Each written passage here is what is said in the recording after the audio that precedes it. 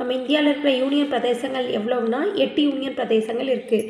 இது ஜம்மு அண்ட் காஷ்மீர், லடாக், டெல்லி, அந்தமான் நிக்கோபார் தீவுகள், லட்சத்தீவு, தாதர் நகர் ஹவேலி, டையூ டாமன், புதுச்சேரி, சண்டிகர்.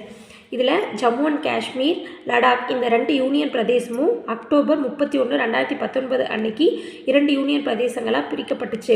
அடுத்தது டெல்லி, அந்தமான் நிக்கோபார், லட்சத்தீவு இந்த 3 யூனியன் பிரதேசங்களும் நவம்பர் 1, 1956 மாநில மறுசீரமைப்பு சட்டத்தின்படி 3 யூனியன் பிரதேசங்களும் உருவாக்கப்பட்டுச்சு.